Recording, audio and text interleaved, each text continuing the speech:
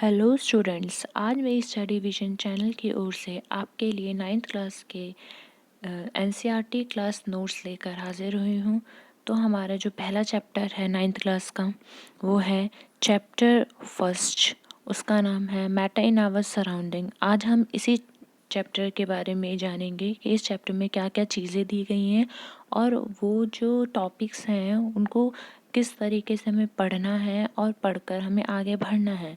इस चैप्टर के आगे के जितने भी टॉपिक्स हैं वन बाय वन मैं क्लियर करूँगी आपके।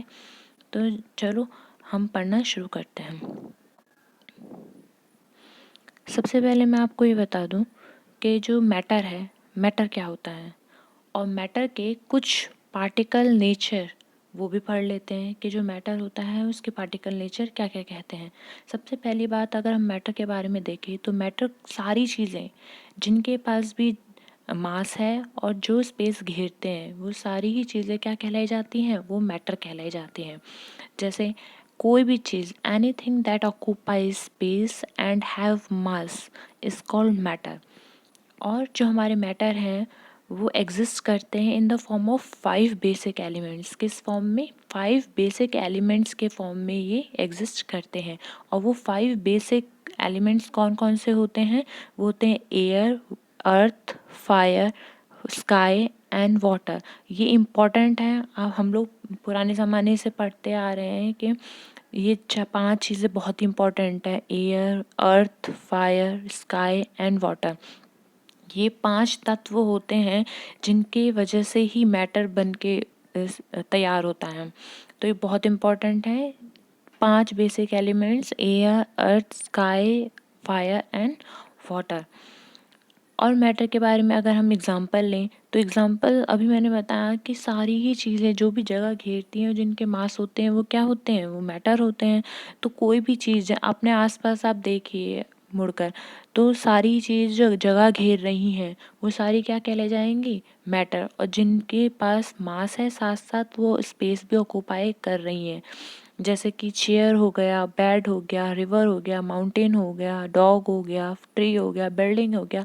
सिर्फ यही नहीं, अनगिनत चीज़ें, माउंटेन हो गए, फ़ैन हो गया, चेयर हो गए, डेस्क हो गए, क्लासरूम में क्लास बोर्ड जो है, सारी ही चीज़ें वो क्या है? मैटर। अगर वो जगह घेर रही हैं और उनका मास है खुद का तो वो कहलाई जाएंगी मैटर। तो आपको पार्टिकल नेचर ऑफ मैटर तो बहुत अच्छे से समझ में आ गया होगा। ये 3 पॉइंट्स आप अच्छे से देख लीजिए कि जो भी चीज़ें जो स्पेस घेरती हैं और जिनका मास होता है वो मैटर कहलाई जाती हैं। और ये मैटर जो है एग्जिस्ट करता है 5 बेसिक एलिमेंट्स में। और वो जो एलिमेंट्स हैं वो कौन कौन से हैं? Air, earth, fire, sky and water. और एग्जांपल तो इसके अनगिनत है, पर हमने उनमें से कुछ एग्जांपल्स ले लिए हैं, जैसे कि चेयर हो गया, बेड हो गया, river, mountain, dog, tree, building etcetera. ऐसे ही कई आप आपस अपना घूम के देखिए, पूरे रूम में देखिए, कोई भी चीज़ जगह घेर रही हैं और जिनका मास है खुद का, वो क्या कहलाई जाएंगे? मैटर कहलाई जाएंगे। आगे हम देखते हैं, टॉपिक वाइज टॉपिक क्लियर करते जाएंगे अच्छे से। तो नेक्स्ट टॉपिक है हमारा इस चैप्टर का characteristic of particle of nature. अब जब मैटर है तो इसके कुछ ना कुछ पार्टिकल्स के कैरेक्टरिस्टिक्स भी होंगे ही। तो वो जो पार्टिकल के कैरेक्टरिस्टिक हैं वो क्या क्या हैं? तो वो पहला कहता है जो मैटर है वो बना हुआ है छोटे छोटे कणों से, जिन्हें हम बोलते हैं एटम। पार्टिकल्स होते हैं छोटे छोटे, वो एटम्स कहलाए जाते हैं। तो मैटर किससे बना हुआ है? एटम से बना हुआ है, छोटे छोटे एटम से बना हुआ है। दूसरा कि these particles are too small to be observe with naked eyes. और ये जो मैटर के एटम्स होते हैं वो बहुत छोटे होते हैं, जिन्हें हम अपनी नंगी आंखों से देख सकते हैं।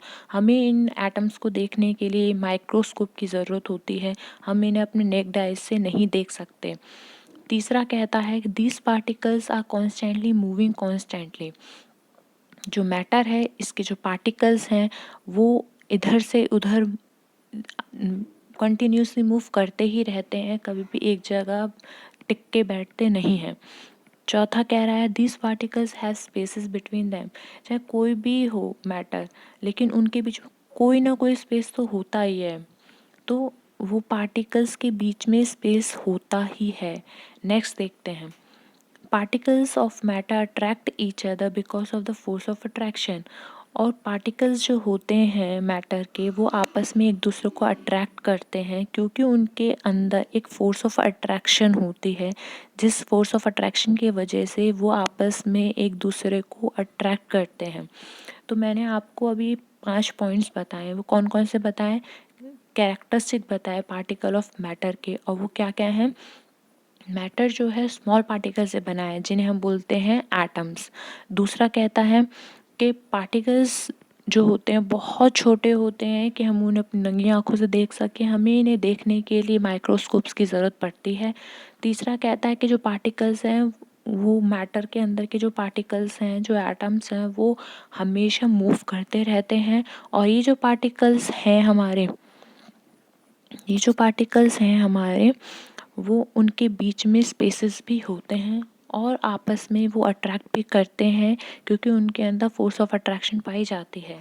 तो आई होप आपको मैटर क्या होता है और कैरेक्टरिस्टिक्स क्या होते हैं मैटर के पार्टिकल्स के, वो दोनों ही चीज़ बहुत अच्छे समझ में आ गई होंगी। अब हम इस चैप्टर के नेक्स्ट टॉपिक को क्लियर करते हैं। नेक्स्ट टॉपिक है हमारा स्टेट्स ऑफ मैटर। जो मैटर है वो किस किस स्टेट्स में पाया जाता है। मैटर मैंने आपको बताया जो भी चीज़ जगह घेरती है और जिसका मास होता है वो कहलाया जाता है मैटर। तो मैटर के स्टेट्स भी होते हैं और इनको हम क्लासीफाई भी करते हैं मैटर को। तो क्या क्या बेसिस होंगे कि हम उनको मैटर को क्लासीफाई कर सकें, पहले उनको देख लेते हैं। तो basis of classification of types, मतलब कि क्लासिफाइड करने के उनको मैटर को क्या क्या बेसिस हैं, किन बेस पे हम उनको क्लासिफाई करते हैं। सबसे पहली बात तो बेस अपॉन पार्टिकल अरेंजमेंट, उनके अंदर के पार्टिकल के अरेंजमेंट कैसे हैं उन पे बेस्ड हम उनको क्लासिफाई करते हैं। दूसरा है कि उनके अंदर के जो पार्टिकल्स हैं उनकी एनर्जी कैसी है, उन उसके बेस पर भी हम उनको क्लासिफाई करते हैं। तीसरा है base upon distance between particles के बीच में कितना डिस्टेंस है उसके बेस पे भी हम उनको क्लासिफाई करते हैं। अब हम मैटर के 5 स्टेट वो देखते हैं। हमारे मैटर के 5 स्टेट होते हैं solid, liquid, gas, plasma and BEC. BEC होता है हमारा Bose Einstein condensate. Solid, liquid, gas, plasma, Bose Einstein condensate, ये मैटर के 5 स्टेट्स हैं और इनमें से हम मेनली जो स्टडी करते हैं वो सॉलिड, लिक्विड, गैस, इन 3 का मेनली स्टडी करते हैं क्योंकि जो प्लाज्मा और बोस आइंस्टीन कंडेंसेट है वो अभी इवेलुएट नहीं हुए, नॉन इवेलुएट हैं, इसीलिए हम बस इनके बारे में थोड़ी सी जानकारी लेंगे और मेनली जिन पर स्टडी करेंगे वो है हमारे सॉलिड, लिक्विड एंड गैस। तो आइए आगे चलते हैं, समझते चलते हैं और अपनी ऐसी तैयारी करते हैं कि एग्ज़ाम में इस चैप्टर से रिलेटेड जो भी क्वेश्चन है हम आराम से कर लें, हमें कोई भी प्रॉब्लम ना हो। तो पहले हम कुछ डिफ्रेंशिएट कर लेते हैं सॉलिड, लिक्विड और गैस के बारे में और इनकी प्रॉपर्टीज़ को लेकर हम इनको डिफ्रेंशिएट करते हैं वन बाय वन। तो सबसे पहली जो प्रॉपर्टी है वो कह रही है शेप एंड वॉल्यूम। जो सॉलिड हैं उनके शेप फिक्स होते हैं और वॉल्यूम भी फिक्स होते हैं, लेकिन जो लिक्विड हैं उनके फिक्स शेप और वॉल्यूम नहीं होते। ऐसे ही गैस के ना तो वॉल्यूम फिक्स होता है ना ही शेप फिक्स होते हैं। जो लिक्विड है हमारा, हम देखते हैं अगर हम बकेट में भरते हैं पानी को तो उसका वॉल्यूम होता है, मतलब 1 लीटर, 2 लीटर, 3 लीटर। तो जो लिक्विड है उनके शेप तो फिक्स नहीं है क्योंकि अगर हम बकेट में डाल रहे हैं तो बकेट का वो शेप ले लेगा और अगर उसे हम टम्बलर में डाल रहे हैं तो टम्बलर के जैसे ले लेगा। अगर हम उसे किसी और बर्तन में डाल रहे हैं तो उसका शेप ले लेगा। इसीलिए इसका कोई फिक्स शेप तो नहीं होता लिक्विड का, लेकिन उसका वॉल्यूम होता है 1 लीटर, 2 लीटर, हम उसे क्वांटिटी वॉल्यूम में डिस्क्राइब कर सकते हैं। इसीलिए जो पहला हमारा प्रॉपर्टी है उसके बेस में हमने देखा जो सॉलिड हैं वो फिक्स्ड होते हैं। जैसे अगर मैंने बात की डस्टर की, डस्टर एक क्या है, सॉलिड है। इसके जो पार्टिकल्स हैं वो बहुत आपस में क्लोजली पैक्ड हैं आपस में, बिल्कुल भी इनके बीच में क्या नहीं है, डिस्टेंस बिल्कुल भी नहीं है। तो ये क्या है हमारा, सॉलिड है ना। तो इसका शेप कैसा आता है डस्टर का, एकदम फिक्स्ड रहता है और उसकी जो वॉल्यूम है वो भी फिक्स रहती है। लेकिन अगर हम लिक्विड की बात करें तो लिक्विड में क्या है, पानी अगर एग्जांपल लेके बात करें हम, तो उसका वॉल्यूम तो फिक्स होता है लेकिन उसकी शेप फिक्स नहीं होती। और जो गैस है, ना तो उसका शेप फिक्स होता और ना ही उसकी वॉल्यूम फिक्स होती। तो हमने शेप और वॉल्यूम से रिलेटेड जो प्रॉपर्टी है तीनों के बीच में डिफ्रेंशिएट अच्छे से कर लिया। अब हम नेक्स्ट लेते हैं एनर्जी। एनर्जी के बेस पे हम इन तीनों को डिफ्रेंशिएट करते हैं। जो सॉलिड होते हैं उनके अंदर की जो एनर्जी होती है वो सबसे लोएस्ट होती है, जबकि लिक्विड की बात करें तो वो मीडियम होती है, और गैस की बात करें तो हाईएस्ट इसकी एनर्जी होती है। तीसरी बात लेते हैं कंप्रेसिबिलिटी, कितना हम कंप्रेस कर सकते हैं सॉलिड को, लिक्विड को, गैस को। इसके बीच में हमने डिफ्रेंशिएट किया सॉलिड, लिक्विड, गैस को। तो कंप्रेसिबिलिटी में अगर हम बात करें तो सॉलिड को कंप्रेस करना, उसे अगर हम दबा सकते हैं तो उसके पार्टिकल्स जो हैं क्लोज नहीं आ सकते। डस्टर की बात की जाए तो जो डस्टर है वो क्या है, क्या हम उसके शेप को चेंज कर देंगे? हम कट वट करके तो कर सकते हैं, लेकिन अगर हम उसे प्रेस करने की कोशिश करें तो कंप्रेस नहीं होगा। इसीलिए इसमें लिखा हुआ है डिफ़िकल्ट। डिफ़िकल्ट होता है उसको कंप्रेस करना, जबकि जो लिक्विड है वो नियरली डिफ़िकल्ट है, डिफ़िकल्ट पर इतना नहीं जितना कि सॉलिड है। और गैस की बात करें तो आसानी से गैस जो है कंप्रेस्ड हो जाती है। नेक्स्ट ले लेते हैं हम अरेंजमेंट ऑफ मॉलिक्यूल्स। इसके बेस पे डिफ्रेंशिएट करते हैं। तो जो हमारे सॉलिड हैं इनके जो पार्टिकल्स हैं, मॉलिक्यूल्स हैं इनके अंदर के, वो बहुत ज़्यादा आपस में क्लोज होते हैं और रेगुलर होते हैं। जबकि लिक्विड की बात करें तो इनके जो पार्ट मॉलिक्यूल्स होते हैं वो थोड़े दूर दूर होते हैं देन कंपेयर टू सॉलिड्स में। इनके रैंडम और लिटिल स्पेयरली अरेंज होते हैं, हल्के हल्के ये दूर दूर होते हैं। जबकि गैस की बात की जाए तो ये रैंडम होते हैं, बहुत ज़्यादा दूर होते हैं, बहुत इनके जो मॉलिक्यूल्स हैं वो बहुत दूर दूर होते हैं। फ्लूइडिटी की बात की जाए कि कौन फ्लो कर सकता है, तो सॉलिड फ्लो कर ही नहीं सकते, और जो हमारे लिक्विड है वो तो फ्लो कर ही सकते हैं, लेकिन कैसे कर सकते हैं, हायर टू लोअर लेवल के अकॉर्डिंग कर सकते हैं। जबकि गैस को अगर हम परफ्यूम डालते तो हम देखते हैं ना आसपास जितनी भी जगह में वो परफ्यूम गिरा है तो उसमें स्मेल आ जाती है। तो इसका मतलब ये है कि ये हर डायरेक्शन में फ्लो कर सकता है। तीसरे में ले लेते हैं हम मूवमेंट। मूवमेंट के बेस पे अगर इनको हम डिफ्रेंशिएट करें तो मूवमेंट जो है सॉलिड में बिल्कुल भी नहीं हो पाती, जबकि लिक्विड्स में डिपेंड करती है कि इंटर पार्टिकल अट्रैक्शन कितनी है। जैसे कि अगर हम पानी की बात करें तो बहुत ज़्यादा मूवमेंट है, पर अगर हम हनी की बात करें तो इसकी विस्कोसिटी ज़्यादा होती है, इसके पार्टिकल्स थोड़े क्लोज होते हैं देन वाटर से। इसीलिए डिपेंड करते हैं कि उसके पार्टिकल का अट्रैक्शन कितना है। और अगर हम गैस की बात करें तो ये free, constant and random movement आराम से करते हैं, फ्री होते हैं, कोई किसी से अटैच नहीं होता है। नेक्स्ट ले लेते हैं इंटर पार्टिकल स्पेस। तो इंटर पार्टिकल स्पेस में होता है कि जो मॉलिक्यूल्स हैं उनके बीच में कितना स्पेस होता है। तो इसके अंदर बहुत, जो हमारे सॉलिड हैं बहुत ही कम स्पेस होता है, जबकि अगर हम बात करें लिक्विड की और गैस की तो लिक्विड में सॉलिड के कंपेयर करें, सॉलिड से कंपेयर करें तो ज़्यादा होता है, और अगर हम गैस की बात करें तो बहुत ज़्यादा होता है। इंटर पार्टिकल अट्रैक्शन ले लें अगर हम, फोर्स ऑफ अट्रैक्शन सबसे ज़्यादा होती है हमारी सॉलिड्स में, क्योंकि जो इसके मॉलिक्यूल्स होते हैं वो आपस में बहुत ही ज़्यादा क्लोजली पैक्ड होते हैं। और हम लिक्विड की बात करें तो मीडियम होती है।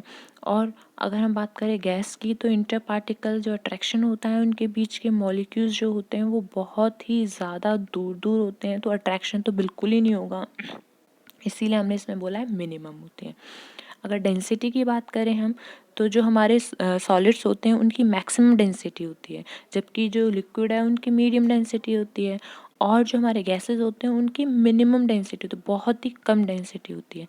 और रेट ऑफ डिफ्यूशन, डिफ्यूशन की बात करें अगर हम, रेट ऑफ डिफ्यूशन होता है फैलने का, कि अगर हम कुछ चीज़ स्प्रे करें या कोई चीज़ रखी हुई है तो वो कितना एक जगह से दूसरी जगह जा सकता है। अगर हम सॉलिड की बात करें तो इसके मॉलिक्यूल एक जगह से दूसरी जगह जा ही नहीं सकते, इसीलिए इसमें क्या बोला है, नेग्लिजिबल है। जबकि लिक्विड की बात करें तो डिपेंड करता है इनके इंटर पार्टिकल अट्रैक्शन कितना है, कि लिक्विड है, लिक्विड में हमने अगर वाटर और हनी से कंपेयर किया तो हनी और वाटर के इंटर पार्टिकल जो अट्रैक्शन है वो अलग अलग है, जो हनी में तो बहुत ही कम है वाटर के कंपैरिजन में। ऐसे ही अगर हम गैस की बात करें तो मैक्सिमम रेट ऑफ डिफ्यूजन होता है। हमने देखा कुकिंग हो रही हो हमारे किचन में, तो कुछ भी अच्छा पकता है तो हमारे रूम में बैठे बैठे हमें स्मेल आ जाती है। क्यों? क्योंकि वो रेट ऑफ डिफ्यूजन, क्योंकि जो पार्टिकल्स होते हैं गैस के वो बहुत ही अच्छे से डिफ्यूज़ हो जाते हैं एक जगह से दूसरी जगह। तो आई होप आपको ये डिफ्रेंशिएशन बहुत अच्छे से समझ में आया हो। प्रॉपर्टी को लेकर मैंने एक एक करके आपको इन तीनों के बीच में डिफ्रेंशिएट करना बताया है, तो इसको पक्का याद कीजिएगा। इंपॉर्टेंट क्वेश्चन है, ये आता ही है क्वेश्चन।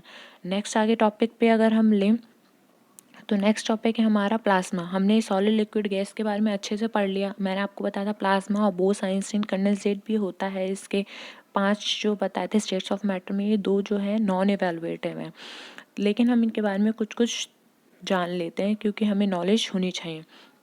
अगर हम प्लाज्मा की बात करें तो प्लाज्मा हमारी एक आयोनाइज गैस होती है। क्या होती है? एक प्लाज्मा हमारी आयोनाइज गैस होती है और प्लाज्मा एक गुड कंडक्टर है इलेक्ट्रिसिटी का and is affected by magnetic field. अगर उसके आसपास मैग्नेटिक फील्ड आ जाए तो उससे इफेक्शन होता है। जैसे कि प्लाज्मा की बात की जाए, जैसे गैस जो होती है हमारी इनडेफिनिट शेप होती है गैस के, मैंने ऊपर आपको बताया। और जो हमारे वॉल्यूम होते हैं वो भी गैस के इनडेफिनिट होते हैं, कोई पर्टिकुलर ना वॉल्यूम होती उनकी ना ही कोई शेप होती। ऐसे ही जो प्लाज्मा है, प्लाज्मा भी गैस की तरह ही होता है। इसकी ना तो कोई इनडेफिनिट शेप होती है और ना ही कोई उसकी वॉल्यूम होती है। और एग्जाम्पल अगर हम बात की जाए तो आयोनाइज गैस जो होता है प्लाज्मा का एक एग्जाम्पल। तो आपको फिर से बता देती हूँ एक बार मैं, प्लाज्मा जो है एक आयोनाइज गैस होती है और गुड कंडक्टर होता है इलेक्ट्रिसिटी का, और मैग्नेटिक फील्ड के द्वारा अफेक्ट होता है ये। और इसमें इस गैस की तरह ही होता है ये, और इसकी इंडेफिनेट शेप और इंडेफिनेट वॉल्यूम होती है। एग्जांपल की बात करें तो आयनाइज गैस जो होती है वो प्लाज्मा की कैटेगरी में आती है। अब हम ले लेते हैं बोस आइंस्टाइन कंडेंसेट को, ले लेते हैं बोस आइंस्टाइन कंडेंसेट को। ये भी नॉन इवैल्यूएटिव है, अभी तक इसका कोई अच्छे से इसके बारे में कुछ नहीं हुआ, बट हम इसके बारे में जानेंगे थोड़ा बहुत। जो भी है वो है हमारा कि जो हमारा BEC है मीन्स बोस आइंस्टीन कंडेंसेट, एक स्टेट ऑफ मैटर तो है ही, फिफ्थ स्टेट ऑफ मैटर है ये, that can arise at very low temperature. बहुत ही लो टेम्परेचर पे ये अराइज होता है BEC। और नेक्स्ट अगर हम बात की जाए कि जो साइंटिस्ट हैं जो काम करते हैं बोस आइंस्टीन कंडेंसेट के लिए, उनको एक नोबेल पुरस्कार भी मिल चुका है इसके लिए, 1995 में मिला है।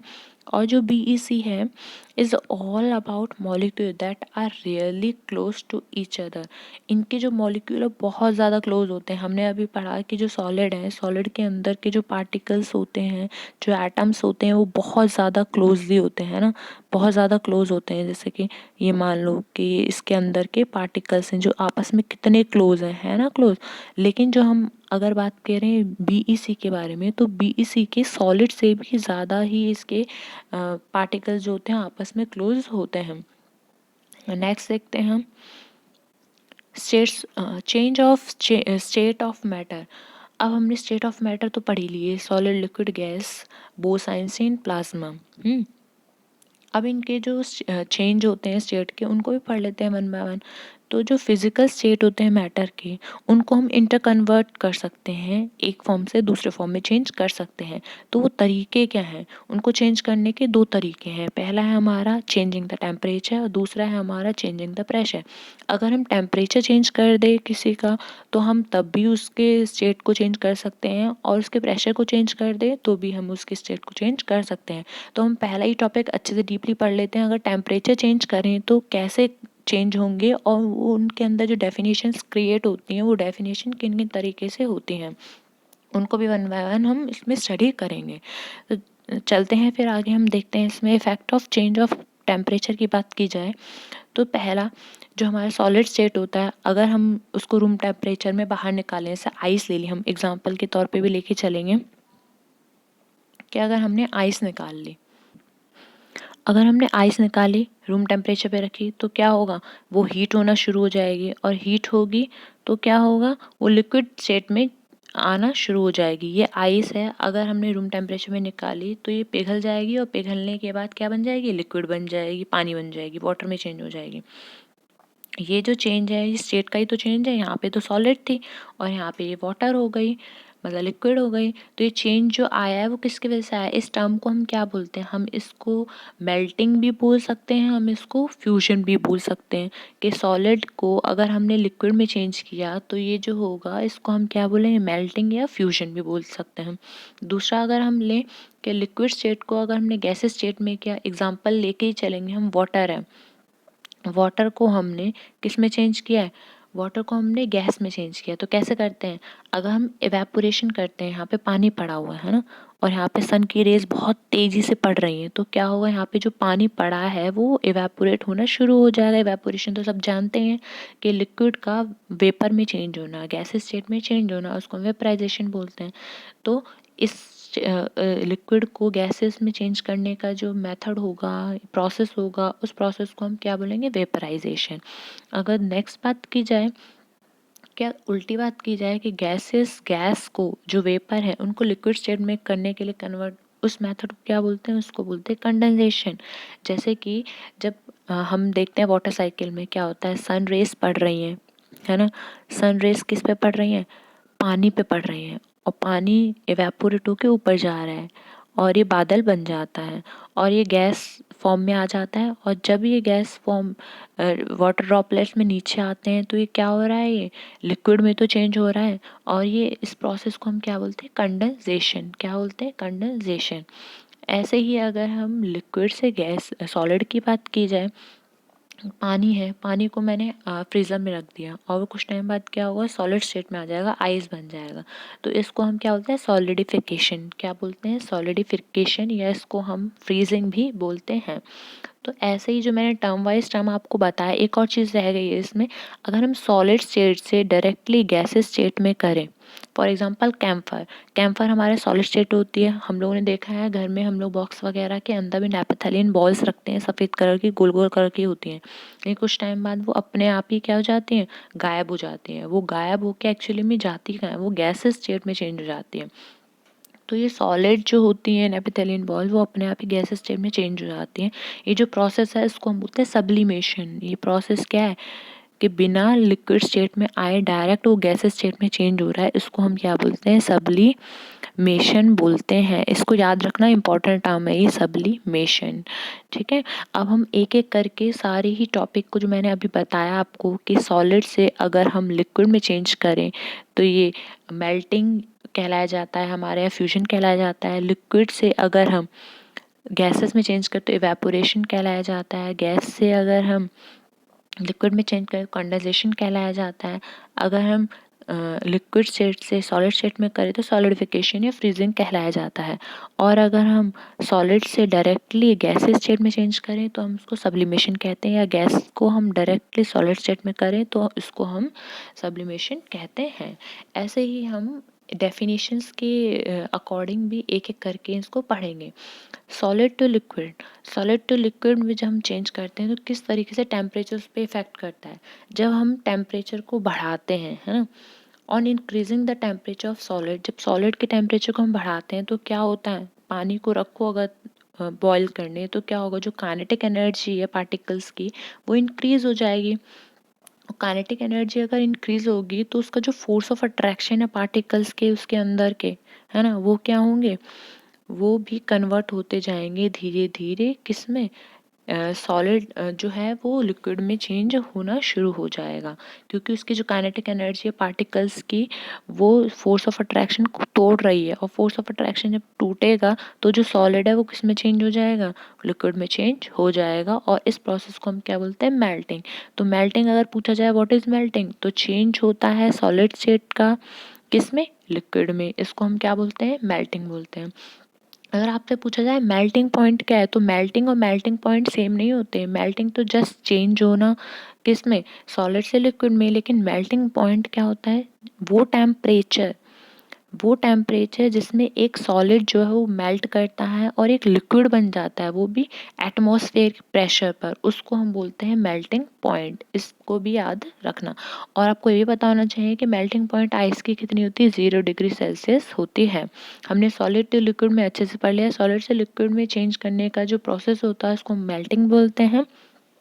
और मेल्टिंग पॉइंट होता है वो टेम्परेचर जिस टेम्परेचर पे सॉलिड जो है वो मेल्ट होना शुरू होता है लिक्विड बनने के लिए, और एटमॉस्फेरिक प्रेशर के अंदर अंदर, उसको हम बोलते हैं मेल्टिंग पॉइंट। और जो हमारी मेल्टिंग पॉइंट है आइस की वो होती है 0 डिग्री सेल्सियस। अब हम नेक्स्ट लेके चलते हैं कि किस तरीके से जो टेम्परेचर है वो इफ़ेक्ट करता है सॉलिड टू गैस बनने में। तो जब हम किसी चीज़ को हीट करते हैं, जैसे कि हमने पानी को हीट किया, तो जो काइनेटिक एनर्जी है उसके पार्टिकल्स की वो क्या हो जाएगी, इंक्रीज़ हो जाएगी। और जैसे ही काइनेटिक एनर्जी इंक्रीज़ होगी तो क्या होगा, जो लिक्विड है वो धीरे धीरे किस में चेंज होने लग जाएगा, भाप बन के वेपर में चेंज होता है। हमने देखा है गैस में चेंज होता है कि नहीं।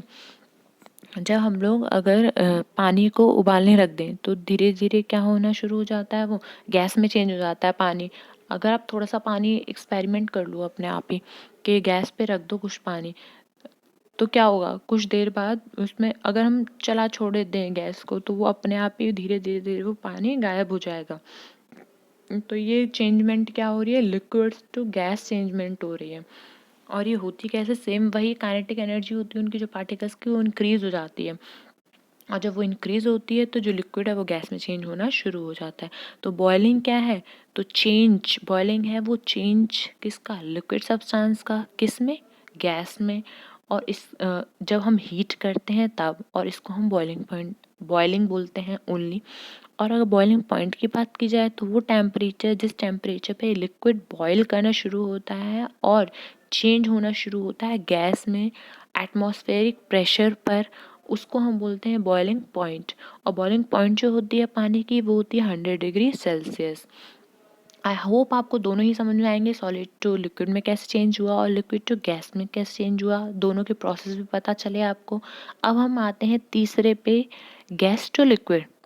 गैस टू लिक्विड जो चेंज होता है इसमें टेम्परेचर कैसे करता है, तो हम यहाँ पे अगर देखें जब हम कूल करते हैं किसी गैस को, जैसे स्टीम है हमारी, है ना, वाटर वेपर जो आ जाते हैं ऊपर उनको, तो जो काइनेटिक एनर्जी होती है उनके पार्टिकल्स की वो धीमी पड़ जाती है, कम हो जाती है। और जब कम हो जाती है उनकी काइनेटिक एनर्जी तो जो स्लोली मूविंग होते हैं उनके पार्टिकल्स वो क्या हो जाते हैं, आपस में पास पास आ जाते हैं। और जब पास आ जाते हैं तो वही जो गैस वेपर बन गई थी वो क्या बन जाते हैं, लिक्विड बन जाते हैं, है ना, क्या बन जाते हैं, लिक्विड बन जाते हैं। जैसे कि मैंने आपको अभी वाटर साइकिल बताई, जब पानी भाप बन के ऊपर जाता है तो वेपर बन जाता है, और जब वेपर बन के धीरे धीरे वो छोटे छोटे ड्रॉपलेट्स के नीचे आ जाता है तो वो क्या है, वो वेपर ही तो ड्रॉपलेट्स में वाटर में कन्वर्ट हुआ है। तो इसको क्या बोला है, इसी को गैस टू लिक्विड बोला, और इसको कंडेंसेशन प्रोसेस बोलते हैं। तो कंडेंसेशन प्रोसेस पे अगर आए हम, तो ये प्रोसेस होता है जिसमें कि कोई गैस कूल होने पे, ठंडी होने पे टर्न हो जाती है लिक्विड में एक स्पेसिफिक टेम्परेचर में, उसी को हम बोलते हैं कंडेंसेशन या लिक्विफिकेशन भी उसको हम बोलते हैं। नेक्स्ट आते हैं हम लिक्विड टू सॉलिड्स में। अगर लिक्विड टू सॉलिड में कन्वर्ट करें तो क्या होगा, जब कोई लिक्विड कूल्ड होता है, ठंडा किया जाए अगर कोई लिक्विड, अगर हम फ्रीज में रख दें पानी को तो क्या होगा, उसका टेम्परेचर नीचे आ जाएगा। और जब उसका टेम्परेचर नीचे आ जाएगा तो उसके जो पार्टिकल्स हैं वो उसकी काइनेटिक एनर्जी को ख़त्म कर देंगे, लूज़ कर देंगे, और कैसी पोजीशन पे आ जाएंगे, एकदम शांत पोजीशन पे आ जाएंगे, हिलना डुलना वो बंद कर देंगे। और जब वो हिलना डुलना बंद कर देंगे तो जो लिक्विड था वो किस में चेंज हो जाएगा, सॉलिड में चेंज हो जाएगा। और ये जो प्रोसेस होता है लिक्विड का सॉलिड में चेंज होने का, इस प्रोसेस को हम बोलते हैं फ्रीजिंग। फ्रीजिंग पे आते हैं हम, तो फ्रीजिंग कहलाता है हमारा वो चेंज, फ्रीजिंग कहलाता है वो चेंज लिक्विड स्टेट का किस में चेंज होना, सॉलिड स्टेट में होना, जब उसका हम टेम्परेचर को कम कर दें तो उसको हम बोलते हैं फ्रीजिंग।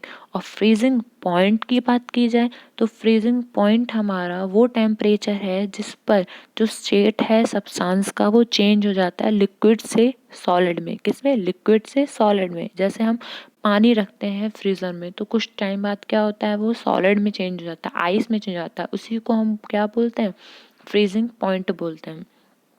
हम अब बात करते हैं फ्यूजन की। फ्यूजन क्या है, मैंने आपको ऊपर बता दिया है वैसे तो, कि जो मेल्टिंग होती है, जो सॉलिड है वो लिक्विड में चेंज होता है, इसी प्रोसेस को हम क्या बोलते हैं, फ्यूजन या मेल्टिंग भी बोलते हैं। तो जो प्रोसेस ऑफ मेल्टिंग, जो हम बोलते हैं हम उसको change of solid state into liquid state is known as fusion. Fusion के नाम से भी इसको बोला जाता है। ये बहुत इंपॉर्टेंट है, फ्यूजन के नाम से ही पूछा जाता है व्हाट इज फ्यूजन। तो बात तो वही है, मेल्टिंग ही है, जो चेंजमेंट है सॉलिड से लिक्विड में, उसी को हम क्या बोलते हैं, फ्यूजन या मेल्टिंग बोलते हैं। अब हम आते हैं लेटेंट हीट पे, ये भी बहुत इंपॉर्टेंट है। लेटेंट हीट वो हीट होती है जो कि किसी भी स्टेट में एक स्टेट से दूसरे स्टेट में चेंज होती है बिना किसी टेम्परेचर को बढ़ाए।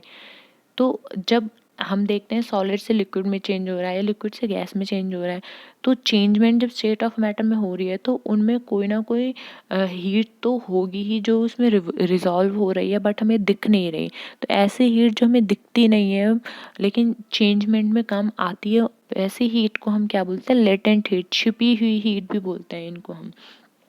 तो वो हीट एनर्जी जो कि चाहिए होती है किसी भी स्टेट ऑफ सब्सटेंस को दूसरे स्टेट ऑफ सब्सटेंस में जाने के लिए, वो हीट जो होती है उसी हीट को हम बोलते हैं लेटेंट हीट। क्योंकि जो हीट एनर्जी है वो छुपी हुई होती है पूरे बल्क प्रोसेस में, इसीलिए हम इसको क्या बोलते हैं, लेटेंट हीट भी बोल देते हैं। तो लेटेंट हीट क्या है, लेटेंट हीट वो छुपी हुई हीट है जो भी एक स्टेट ऑफ मैटर से दूसरे स्टेट ऑफ मैटर में कन्वर्ट करने के लिए जो हीट हेल्प कर रही है उसको हम बोलते हैं लेटेंट हीट। ऐसे ही यहाँ पे जितने भी टर्म्स हैं ना, फ्यूजन, वेपराइजेशन, मैं आपको पहले ऊपर बता चुकी हूँ। अब बस इसमें हमें लेटेंट हीट और यूज़ करनी है, मतलब मीन्स छिपी हुई एनर्जी।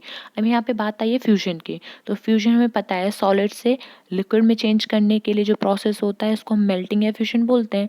तो यहाँ पे लेटेंट हीट मैंने क्या बताई कि स्टेट ऑफ मैटर को चेंज करने के लिए एक स्टेट से दूसरे स्टेट में जो हिडन एनर्जी है वो उसकी लेटेंट हीट। तो अब फ्यूजन की बात आई है, तो जब हम चेंज करेंगे सॉलिड से लिक्विड में, है ना, तो यहाँ पे कोई ना कोई एनर्जी तो लूज होगी ही, जिसके वजह से जो सॉलिड है वो किस में चेंज हो रहा है, लिक्विड में चेंज हो रहा है। तो यही जो हीट है यहाँ पर सॉलिड से लिक्विड में जो चेंज हो रही है, इसको हम बोल देंगे लेटेंट हीट ऑफ फ्यूजन। क्या बोल देंगे, लेटेंट हीट ऑफ फ्यूजन इसको बोल देंगे। एक बार डेफिनेशन से ले लेते हैं। The heat energy required to convert 1 kilogram of a solid into liquid at atmospheric pressure at its melting point is known as the latent heat of fusion। 1 kilogram solid को liquid में change करने के लिए atmosphere pressure पर, उसको हम बोलते हैं मेल्टिंग पॉइंट, या मेल्टिंग पॉइंट तो बोलते ही हैं, लेकिन यहाँ पर जो हीट यूज़ हुई है मेल्ट करने के लिए उसको, तो वो जो हीट है वो लेटेंट हीट ऑफ फ्यूजन बोली जाती है। अगर हम बात करें वेपराइजेशन की, लेटेंट हीट ऑफ वेपराइजेशन, तो मैंने आपको बताया था कि किसे, लिक्विड से अगर हम गैस में चेंज करें तो ये चेंजमेंट जो होगी स्टेट ऑफ मैटर की वो कहलाई जाएगी वेपराइजेशन। और इसमें भी कुछ ना कुछ जो हीट है वो निकलेगी ही, है ना, छिपी हुई होगी एक स्टेट ऑफ मैटर से दूसरे स्टेट ऑफ मैटर में चेंज करने के लिए। तो यहाँ पे जो हीट होगी वो लेटेंट हीट ऑफ वेपराइजेशन कहलाई जाएगी। और इसमें भी 1 kg ऑफ लिक्विड को जब हम चेंज कर रहे हैं गैस में, तो हम इसको क्या बोलेंगे, लेटेंट हीट ऑफ वेपराइजेशन बोलेंगे।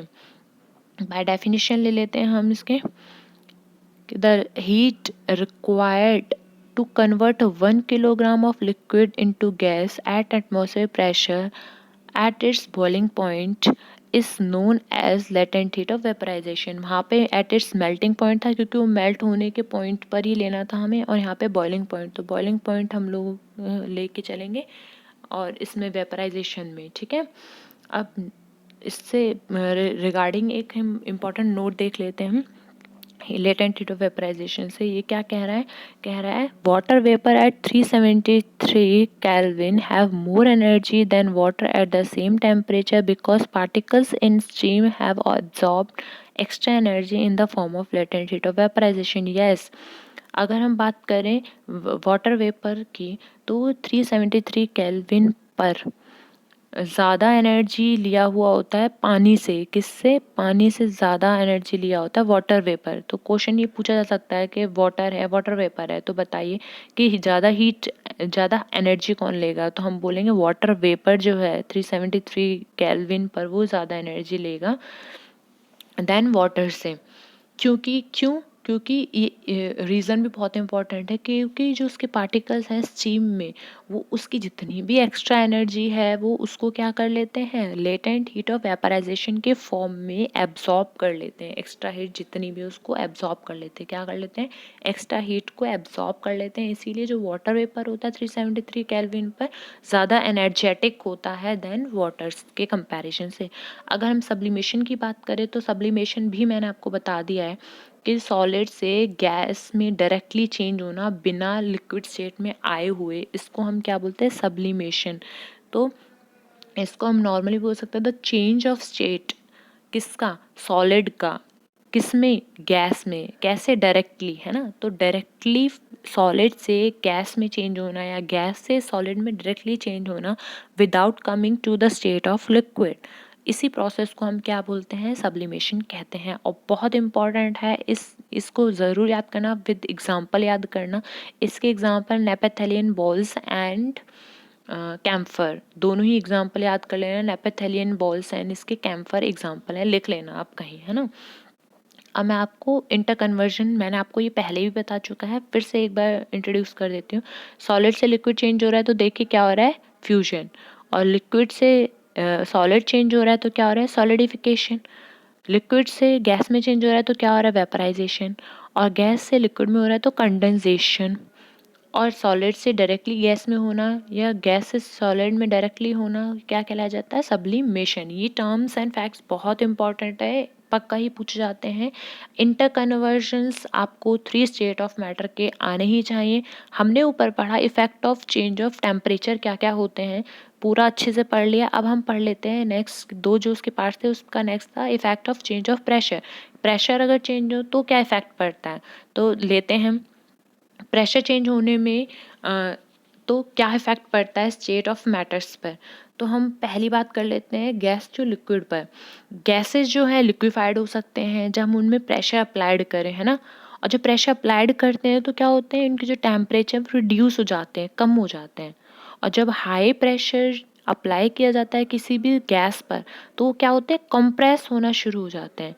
और अगर ये टेम्परेचर लोअर कर दिया जाए तो आसानी से जो गैस है वो लिक्विफाइड हो जाती है। तो यहाँ पे भी क्या हो रहा है, गैस से लिक्विड में चेंज हो रहे हैं ना, इंटर कन्वर्जन तो हो रहा है। बट यहाँ पे हम क्या अप्लाई कर रहे हैं, प्रेशर अप्लाई कर रहे हैं।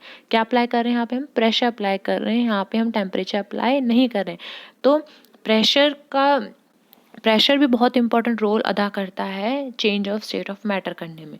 तो यहाँ पे हमने देखा कि यहाँ पे पिस्टन और सिलेंडर ले लिया। जब हमने इसमें पिस्टन और सिलेंडर, यहाँ पिस्टन को दबाया हमने तो क्या हुआ, इसका जो प्रेशर है इंक्रीज़ हो गया। और जब प्रेशर इंक्रीज़ हो गया तो टेम्परेचर रिड्यूस हो गया इसका। और जब टेम्परेचर रिड्यूस हो गया तो क्या हुआ, जो उसका गैस है वो किस में चेंज हो गया, लिक्विड में चेंज हो गया। और ये लिक्विड जो है वो क्या हो गया, इसीलिए हमने इस पूरे प्रोसेस को क्या बोलते हैं, जो गैस है वो लिक्विफाइड हो गया। अब इसके टर्म्स के अकॉर्डिंग लेके चलते हैं।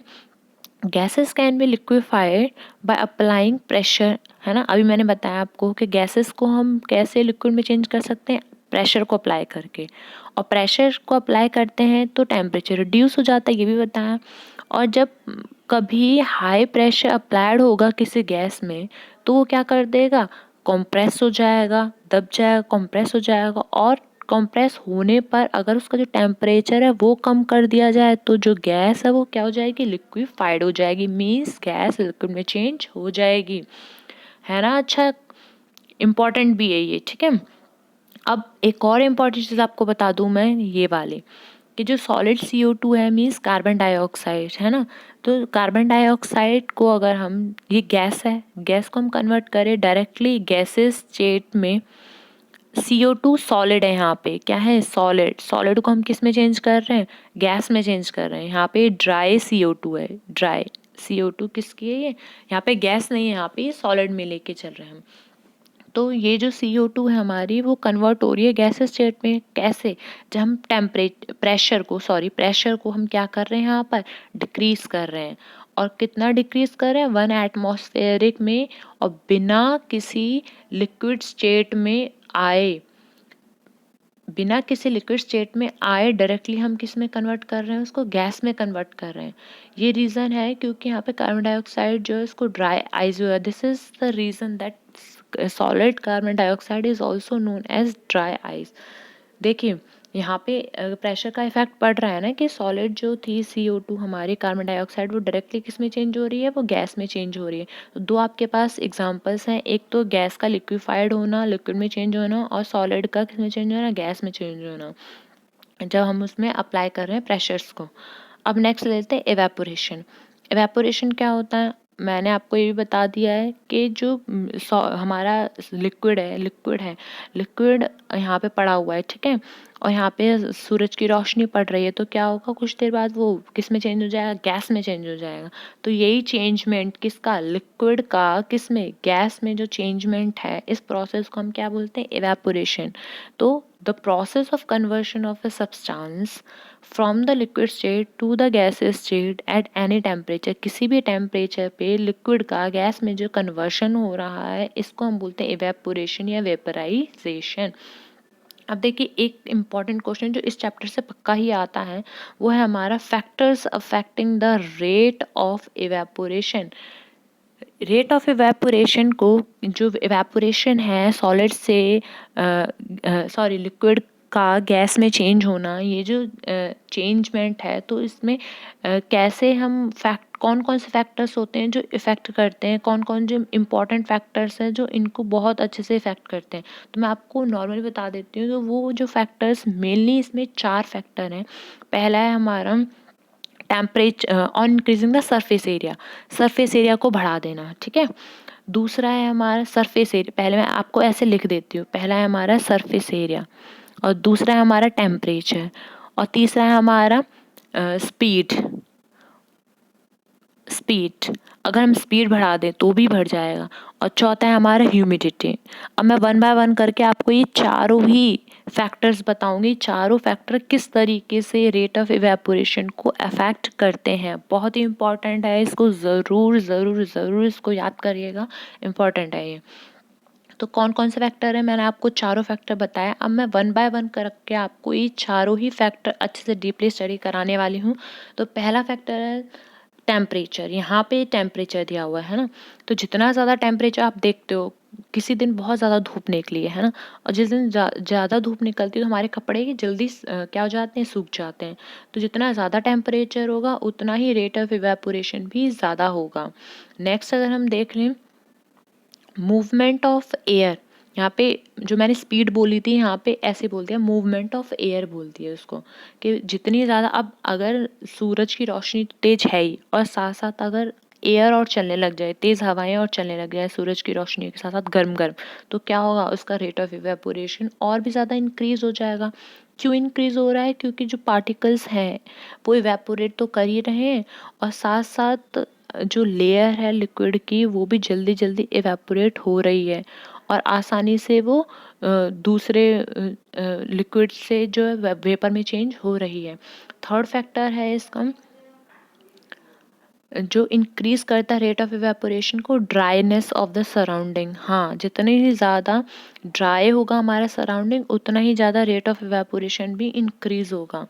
अभी हम यहाँ पे पॉइंट से देख लेते हैं, व्हाट वुड बी ईजियर। देखिए एक एग्जांपल लेके बोल दिया, अगर तुम ड्राई कर रहे हो, washing on a hot humid day, मतलब नमी वाला दिन है, बहुत उमस वाला दिन है, अगर उस दिन अगर हम वॉश कर रहे हैं, और किसी हॉट डे में अगर हम कर रहे हैं, तो अब यहाँ पे ह्यूमिडिटी, मैंने आपको बोला था ना कि ह्यूमिडिटी कैसे इफेक्ट करती है। अगर ह्यूमिडिटी है, नमी है, हम देखते बरसात का मौसम होता है, बरसात के मौसम में क्या होता है, बरसात के मौसम में चिपचिपी सी हो जाता है पूरा शरीर, है ना, तो वो क्या, ह्यूमिडिटी का इंक्रीज होना।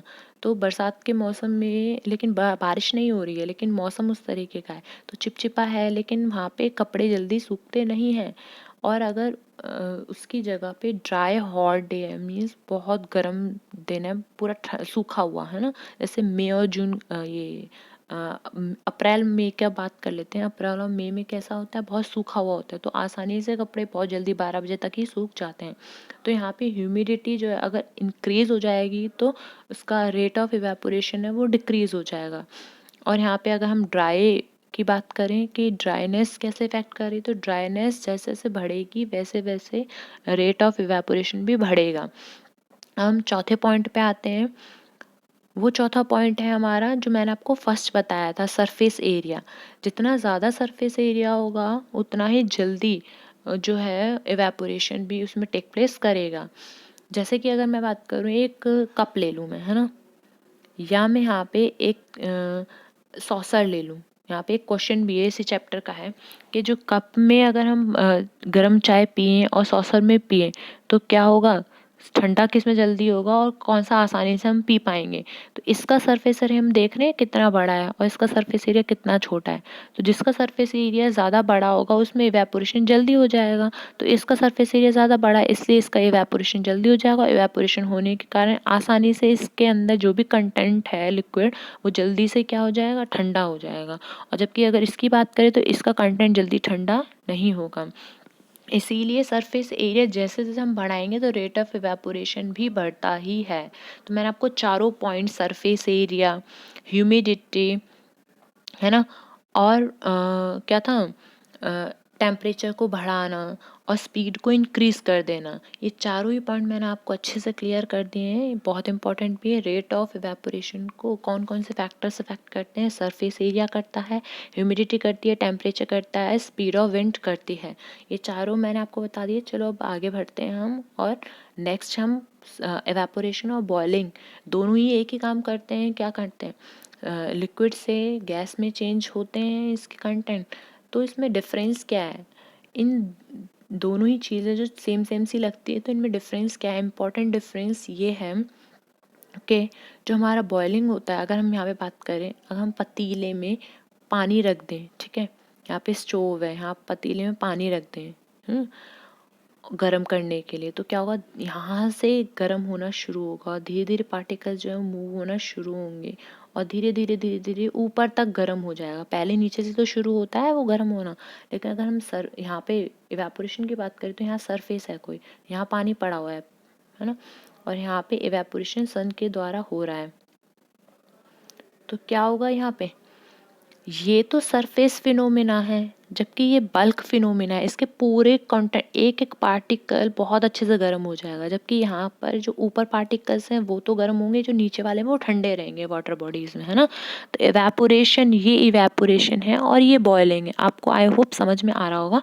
बॉयलिंग और इवेपोरेशन में मेन डिफरेंस यही है कि जो बॉयलिंग है वो एक बल्क फिनोमिना है और जो पार्टिकल्स होते हैं फ्रॉम बल्क, बल्क मतलब होल ऑफ द लिक्विड, वो चेंज जाते हैं किसमें, वेपर स्टेट में चेंज हो जाते हैं। और नेक्स्ट अगर बात करें, जो इवेपोरेशन है वो सरफेस फिनोमेना, अभी मैंने आपको बताया, ऊपर के जो पार्टिकल्स होते हैं वो गर्म होना शुरू होते हैं और नीचे जाते हैं और फिर नीचे वाले पार्टिकल्स ऊपर आते हैं फिर गर्म होना शुरू होते हैं। इस तरीके से थोड़ा थोड़ा प्रोसेस चलता रहता है और तब गर्म हो, मतलब इवेपोरेशन होना शुरू होता है। पर बॉइलिंग में तो पूरा बल्क फिनोमेना है, पूरा ऊपर से नीचे तक सारे पार्टिकल्स चेंज होना शुरू होते हैं, वेपर स्टेट में होना शुरू होते हैं, ठीक है। तो particles from the surface gain, इसमें जो पार्टिकल्स होते हैं सरफेस पे वो एनर्जी को गेन कर लेते हैं ताकि वो फोर्स ऑफ अट्रैक्शन को क्या कर सके, ओवरकम कर सके इन द लिक्विड में और चेंज हो सके वेपर स्टेट में। तो बॉइलिंग और इवेपोरेशन दोनों के बीच में डिफरेंस आपको समझ में आया होगा। अब हम बॉइलिंग के बारे में पढ़ रहे हैं तो हम इनके कुछ ये भी देख लें कि किस तरीके से हम नापते हैं टेम्परेचर्स को। तो यहाँ पे केल्विन के बारे में लिया गया है। जो केल्विन है वो क्या है, एसआई यूनिट होती है टेम्परेचर की। पूछा जाता है what is the SI unit of temperature, तो kelvin is the SI unit of temperature. और अगर बात की जाए 0 डिग्री सेल्सियस में कितने केल्विन होते हैं, तो 273.16 केल्विन होते हैं। यहाँ पे इंटर कन्वर्ट करना भी आना चाहिए हमें कि अगर आपको सेल्सियस में दिया गया है ना, और आपको केल्विन में चेंज करना है तो क्या करते हैं हम यहाँ पे 273 डिग्री 0.16, यहाँ पे तो हम ज़्यादा 16 का यूज़ नहीं करते, हमारा मेन जो है वो यही है 273 है। तो आपको पता होना चाहिए 0 डिग्री सेल्सियस में 273 केल्विन होते हैं। दूसरा लेते हैं SI unit of temperature kelvin, वही, लेकिन रिलेशन क्या है केल्विन और सेल्सियस के बीच में। तो हम केल्विन में जब हम लेंगे तो केल्विन में जब निकालें हम टेम्परेचर को तो उसमें 273 डिग्री सेल्सियस को ऐड कर देते हैं हम। जब हमारे पास, जैसे मान लीजिए मैं ले लूँ यहाँ पे 20, है ना, 20 डिग्री सेल्सियस है और आपको इसको किस में कन्वर्ट करना है, केल्विन में कन्वर्ट करना है। तो केल्विन में कन्वर्ट करने के लिए हम क्या करेंगे, हम इस को 20 डिग्री सेल्सियस को ऐड कर देंगे 273 में। किस में ऐड कर देंगे? 273 में। और जैसे हम इसको ऐड करेंगे तो कितना हो जाएगा? 273 ऐड किया हमने तो ये हो जाएगा हमारा 293 हो जाएगा। क्या हो जाएगा? 293 हो जाएगा। ऐसे कन्वर्ट करने पर ये हमारा जो टेम्परेचर आएगा अब वो चेंज हो जाएगा केल्विन में। किस में हो जाएगा? केल्विन में चेंज हो जाएगा। तो हम लोग सेल्सियस में दिया हुआ केल्विन में चेंज करें तो 273 डिग्री सेल्सियस उसमें ऐड कर देते हैं हम।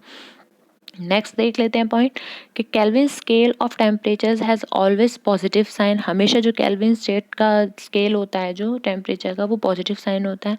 इसीलिए जो रिगार्डेड एज बेटर स्केल, जो अगर आपसे पूछा जाए कि बेटर स्केल कौन सी है तो केल्विन स्केल जो है वो बेस्ट होती है, बेटर होती है स्केल सेल्सियस से। एटमॉस्फेयर ATM भी बोलते हैं इसको हम। ये यूनिट होती है मेजरिंग प्रेशर को मेजर करने के लिए।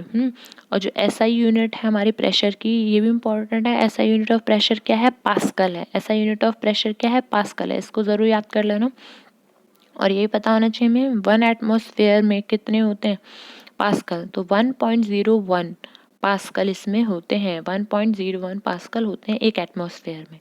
जो प्रेशर है एयर का एटमॉस्फेयर में उसको हम बोलते हैं एटमॉस्फेयर प्रेशर। आपसे पूछा जाए कि what is atmosphere pressure? The pressure of air in atmosphere. जो हमारे आसपास जो जितना भी वातावरण है उसको हम क्या बोलते हैं? एटमॉस्फेयर। तो उसमें जितना भी प्रेशर है उसको हम बोलेंगे atmosphere pressure. The atmospheric pressure at sea level पर कितना होता है? एक एटमॉस्फेयर होता है। कितना? एक atmosphere. And is taken as a normal atmosphere pressure. Sea levels पे जो एटमॉस्फेयर प्रेशर पाया जाता है वो होता है 1 एटमॉस्फेयर और इसको हम नॉर्मल एटमॉस्फेयर प्रेशर लेते हैं। अब हमने जब पूरा चैप्टर ऑलमोस्ट कवर कर ही लिया है तो हम एक छोटा सा टॉपिक क्यों छोड़े, है ना? कुछ मेजरेबल क्वांटिटीज़ होती हैं और उनके यूनिट के साथ साथ हमें उन्हें वो देखना बहुत ज़रूरी है ताकि हम आगे की क्लास में कभी धोखा ना खाएं, वो हमें पता हो। तो आपको मैं ये भी बता देती हूँ कि हमारी 7 बेसिक क्वांटिटीज़ होती हैं और उनकी यूनिट कुछ इस तरीके से विद देयर सिंबल्स। वो जैसे पहला टेम्परेचर है हमारा, जो टेम्परेचर है उसका ऐसा यूनिट होता है केल्विन और के से इसको हम सिंबलाइज करते हैं। लेंथ की होती है मीटर और इसकी मीटर है तो हम उसको कैसे करते हैं? M से करते हैं। मास की देखें अगर हम तो किलोग्राम केजी में डिनोट करते हैं। वेट की न्यूटन में करते हैं। वेट और मास में बहुत डिफरेंस है। देखिए मास की तो हम केजी में करते हैं ना, लेकिन जो वेट है वो वेट क्या है? फोर्स जो हम धरती पे लगा रहे हैं उसको हम बोलते हैं वेट। और मास कितना बॉडी कंटेंट है, किसी भी बॉडी में कितना कंटेंट प्रेजेंट है उसको हम बोलते हैं केजी। इसीलिए जब हम मास किसी बॉडी का देखते हैं तो वो हमारा केजी में हम मेजर करते हैं। जबकि वेट की बात करें तो इसकी ऐसा यूनिट न्यूटन होती है। अब देखते हैं नेक्स्ट वॉल्यूम। न्यूटन जो होती है और इसका जो सिंबल होता है वो N होता है। वॉल्यूम का क्यूबिक मीटर जैसे इस तरीके से दिखाते हैं हम उसको क्यूबिक में, इस तरीके से। तो सेंटीमीटर तो ऐसा ही नहीं है, हम यहाँ ऐसा की बात करें तो मीटर्स क्यूब ही हमारे ऐसा यूनिट होगी। और डेंसिटी की बात करें तो किलोग्राम पर क्यूबिक मीटर, किलोग्राम पर क्यूबिक मीटर। अब डेंसिटी के बारे में भी आपको बता ही देती हूँ जब यहाँ पे आया है। तो डेंसिटी होता है हमारा मास अपॉन वॉल्यूम, है ना? और मास के भी मैंने आपको बताई केजी होती है और वॉल्यूम की बताई मैंने मीटर क्यूब होती है। तो इसी को हम क्या बोल सकते हैं? केजी पर मीटर क्यूब, केजी पर मीटर क्यूब। इसको हम पर लगा के मीटर क्यूब भी ऐसे बोलते हैं। अब देखिए प्रेशर भी ले लेते हैं। तो प्रेशर के ऊपर बताइए मैंने आपको पास्कल होती है यूनिट SI और इसको हम PA से डिनोट करते हैं। पास्कल नाम के एक साइंटिस्ट थे, है ना, जिन्होंने प्रेशर के बारे में बताया था, प्रेशर इंट्रोड्यूस किया था वर्ड। तो इसीलिए ये जो PA के नाम से, ये पास्कल के नाम साइंटिस्ट के नाम पे ही ये इसकी जो सिंबल है वो पड़ गया है PA। तो आई होप गाइस आपको मेरी वीडियो पसंद आई होगी और इसको जितना हो सके लाइक कीजिए, शेयर कीजिए अपने फ्रेंड्स के साथ ताकि उनको भी वैल्यू पता चले और अच्छे से समझ में आए। अब लॉकडाउन चल रहा है आपको पता ही है, तो इसको टाइम को यूटिलाइज़ कीजिए ताकि आपके एग्ज़ाम जब हों तो आप अच्छे से उसको परफॉर्म कर सकें। इसलिए मैं आपसे गुजारिश लेती हूँ Thank you so much for watching my video.